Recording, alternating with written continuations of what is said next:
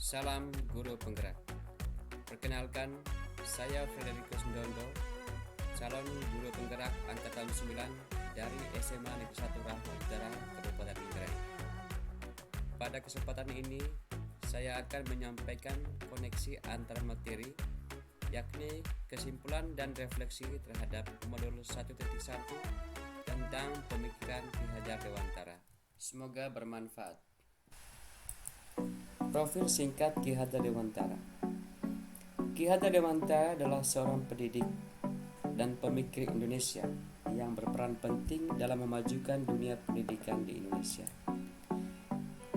Ki Hajar Dewantara dengan nama asli Raden Mas Suwardi Suryodiningrat adalah seorang tokoh pendidikan. Lahir di Yogyakarta pada tanggal 2 Mei 1889 dan meninggal dunia pada tanggal 26 April 1959 di Yogyakarta. Berikut adalah sejarah singkat peran dari Ki Hajar Dewantara dalam memajukan dunia pendidikan. Pada tahun 1922, Ki Hajar Dewantara mendirikan Taman Siswa, sebuah sekolah yang bertujuan memberikan pendidikan kepada rakyat yang kurang mampu secara ekonomi. Konsep Taman Siswa menekankan pendidikan yang relevan dengan kehidupan sehari-hari dan memberikan ruang bagi kreativitas serta kemandirian siswa. Ki Hajar Dewantara juga menekankan pentingnya pendidikan kewarganegaraan yang mengajarkan nilai-nilai nasionalisme, patriotisme, dan rasa cinta terhadap tanah air. Ia melihat pendidikan tidak hanya sebagai pembelajaran akademis, tetapi juga sebagai sarana untuk membentuk karakter dan identitas bangsa. Ki Hajar Dewantara memandang pentingnya melestarikan dan mengembangkan kebudayaan lokal. Ia menyadari bahwa kebudayaan merupakan bagian yang tak terpisahkan dari identitas bangsa dan dapat menjadi sumber kebanggaan. Oleh karena itu, ia mendorong agar kebudayaan tradisional juga dihargai dan diintegrasikan di dalam dunia pendidikan. Yang kedua, inklusivitas pendidikan. Salah satu kontribusi besar Ki Hajar Dewantara adalah upayanya untuk menjadikan pendidikan lebih inklusif. Ia mengusulkan agar pendidikan tidak hanya terbatas pada kalangan elit, tetapi juga dapat diakses oleh semua lapisan masyarakat. Melalui upayanya dalam memajukan pendidikan dan mengembangkan konsep-konsep baru, Ki Hajar Dewantara mendapatkan pengakuan internasional. Ia dihormati oleh berbagai negara dan organisasi internasional atas sumbangsinya dalam bidang pendidikan.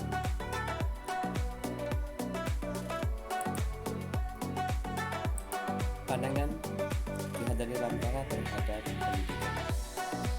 Ki Hajar Dewantara berpandangan bahwa pendidikan merupakan tempat persembahyan benih-benih kebudayaan dalam masyarakat. Ki Hajar Dewantara memiliki keyakinan bahwa untuk menciptakan manusia Indonesia yang beradab, maka pendidikan menjadi salah satu kunci utama untuk mencapainya. Pendidikan dapat menjadi ruang berlatih dan bertumbuhnya nilai-nilai kemanusiaan yang dapat diteruskan atau diwariskan.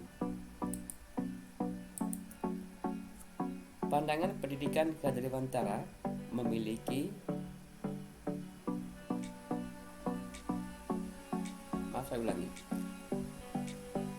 Ki Hajar Dewantara memiliki pandangan yang mendalam dan progresif tentang pendidikan yang tercermin dalam tulisan-tulisannya dan upayanya dalam memajukan sistem pendidikan di Indonesia. Beberapa keyakinan yang dapat diidentifikasi dari pandangan kehidupan dari Ki Hajar Dewantara meliputi: yang pertama, bahwa pendidikan itu sebagai suatu tuntunan, yakni sebagai tuntunan di dalam hidup tubuhnya anak-anak. Artinya bahwa hidup tubuhnya anak-anak itu terletak di luar kecakapan dan kehendak kita. Anak sebagai makhluk hidup, manusia dan berhidup sehingga mereka hidup menurut kodratnya sendiri. Yang kedua, kodrat alam dan kodrat zaman.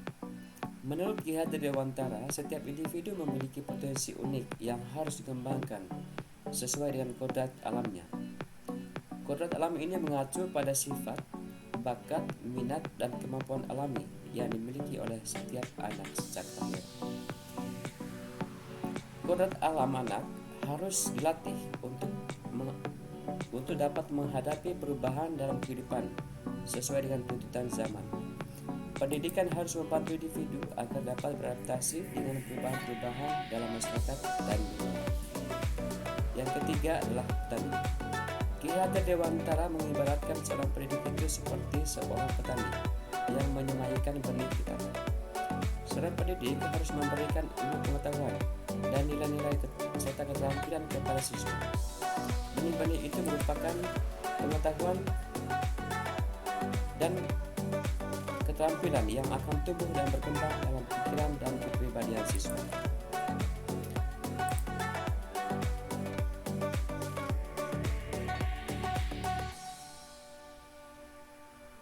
Yang keempat, dalam pemikiran Ki Hajar Dewantara, pendidikan seharusnya bukan hanya tentang memberikan informasi dan pengetahuan kepada anak-anak untuk mengisi pikiran mereka yang kosong.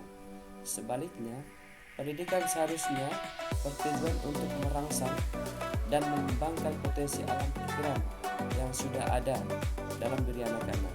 Ia mengajarkan bahwa pendidikan seharusnya membantu anak-anak untuk menggali dan mengembangkan bakat dan minat mereka sendiri. Yang kelima, budi pekerti. Dalam inti konsep budi pekerti Ki Hajar Dewantara adalah pentingnya mengembangkan kepribadian yang baik, moral dan etis sebagai bagian integral dari pendidikan. Budi pekerti bukan hanya hal yang diajarkan, tetapi harus diinternalisasi dan diwujudkan dalam tindakan sehari-hari. Pendidikan itu mencerminkan pandangannya tentang pendidikan yang holistik, yang melibatkan perkembangan tidak hanya di intelektual, tetapi juga aspek moral dan karakter individu. Yang keenam, berhamba pada anak. Pandangan ini menggarisbawahi pentingnya siswa dalam proses pendidikan. Ki Hajar Dewantara melihat bahwa untuk mencapai pendidikan yang bermakna, perlu fokus pada perkembangan dan kebutuhan anak sebagai individu. Dalam pandangan Ki Hajar Dewantara, pendidikan yang berhamba pada anak adalah pendidikan yang memungkinkan setiap anak untuk tumbuh dan berkembang sesuai dengan potensinya masing-masing.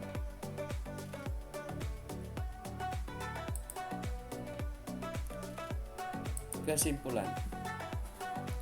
Berdasarkan uraian di atas dapat disimpulkan bahwa anak didik harus dipandang dengan rasa hormat dan menjadi pusat dalam pembelajaran. Anak didik bukan objek dalam pembelajaran, melainkan sebagai subjek. Guru harus menerima anak dengan berbagai perbedaannya, sesuai kodrat dan fitrahnya. Guru diibaratkan sebagai petani yang harus mampu memfasilitasi tumbuh kembangnya keanekaragaman anak melalui penciptaan ekosistem belajar yang menyenangkan dan selalu dibingkai dalam nilai-nilai luhur Pancasila. Berikut adalah refleksi diri saya berdasarkan 3 pertanyaan pemantik sebelum saya mempelajari modul 1.1.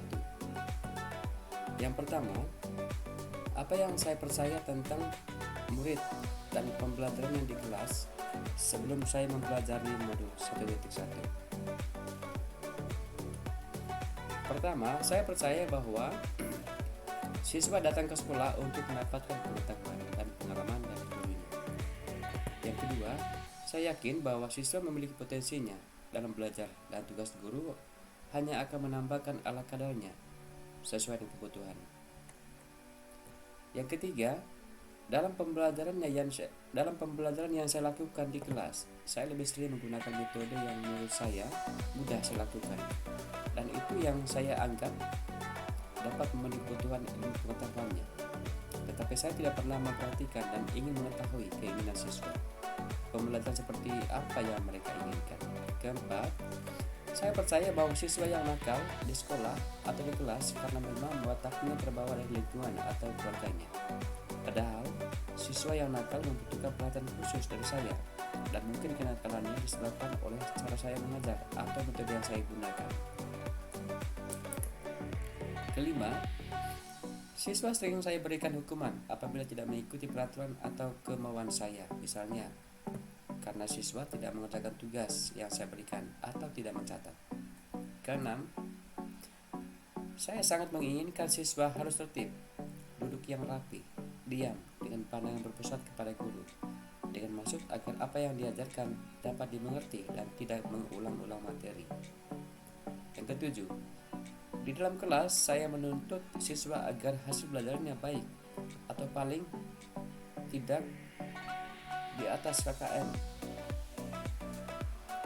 Jika nilai siswa di bawahnya, maka konsekuensinya siswa tidak lulus atau tidak naik kelas. Kedelapan, saya beranggapan bahwa jika sudah melaksanakan kewajiban saya sebagai seorang pengajar, yakni mengajar setiap hari dan tepat waktu, itu sudah cukup sebagai seorang pendidik. Karena toh tujuan utama saya mengajar adalah untuk mendapatkan upah atau gaji dari pemerintah. Pertanyaan yang kedua adalah apa yang berubah dari pemikiran atau perilaku saya setelah mempelajari modul 1.1. Hal yang berubah dalam pemikiran atau perilaku saya setelah mempelajari modul 1.1 ini, yang pertama, terjadinya perubahan dalam pola pikir saya terhadap siswa dan proses pembelajaran yang saya lakukan. Saya sangat optimis dan ada mimpi dan cita-cita dalam benak anak-anak di masa depan, sehingga harus datang ke sekolah. Kedua, saya yakin dan percaya bahwa murid punya inisiatif sendiri untuk belajar, meski tidak ada guru yang menyuruh. Guru harus mempelajari keberagaman yang dimiliki siswa, sebab ada siswa yang memiliki semangat belajar, karena orang tuanya memiliki pendidikan yang tinggi dan hidup berkecukupan. Dan ada siswa yang lain yang datang ke sekolah karena tuntutan ekonomi keluarga. Dan terkadang semangat datang ke sekolahnya hanya karena alasan dan ada siswa yang lain yang datang ke sekolah karena tuntutan ekonomi keluarga.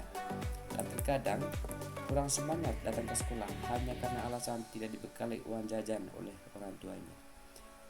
Guru harus mengenal keberagaman yang dimiliki peserta didik, menuntun, memotivasi mereka, dan menemani perjalanannya untuk mencapai cita-cita dan impiannya menjadi Indonesia yang sukses di masa depan. Ketiga, guru harus bisa menganalisis bakat dan minat yang dimiliki siswa, sebab setiap anak punya bakat dan minat yang berbeda satu dari yang lain, dan guru harus dapat memfasilitasi siswanya agar mereka dapat menggali potensi yang dimilikinya sesuai dengan bakat dan kemampuannya. Dengan demikian, guru harus dapat menyiapkan strategi yang tepat dalam menyajikan materi kepada siswa. Setiap siswa memiliki cara tersendiri untuk menyerap pengetahuan yang diberikan, sehingga guru harus lebih kreatif untuk menentukan metode yang tepat untuk siswanya. Guru tidak boleh menggunakan metode sesuai dengan kemampuan sendiri tanpa menyesuaikannya dengan kebutuhan belajar siswa.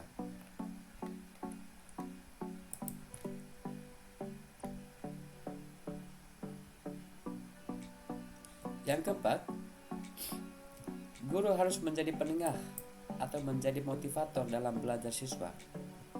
Siswa yang nakal bukan berarti siswa tersebut bodoh dalam berpengetahuan. Siswa berbuat nakal mungkin adalah caranya untuk mendapatkan perhatian dari guru dan temannya. Guru harus bisa mencari tahu alasan mengapa siswa itu nakal dan menyelidiki alasan dan kebutuhannya, sambil menuntun dan membimbing agar tidak melanggar aturan yang dapat merugikan orang lain. Pertanyaan yang ketiga, apa yang dapat segera saya lakukan dan terapkan lebih baik agar kelas saya mencerminkan pemikiran Grata Dewanta? Hal pertama yang saya lakukan adalah berliterasi. Ibarat seorang petani, maka saya harus berliterasi tentang teknik menanam padi, teknik menanam, dan menghasilkan tanaman yang berkualitas. Melalui pendidikan guru penggerak ini, saya akan belajar tentang berbagai teknik pembelajaran yang sesuai filosofis Ki Hajar Dewantara, baik melalui LMS, fasilitator, instruktur, guru pendamping maupun dengan sesama rekan CGP lainnya. Sebagai pendidik, saya harus bisa menjadi teladan, bersikap dan berpenampilan baik, mampu memberikan semangat serta memberikan dorongan dalam menanamkan pendidikan karakter, meliputi kedisiplinan, tolong menolong, sopan santun dalam berbagai kegiatan di sekolah. Menumbuh kembangkan karakteristik peserta didik.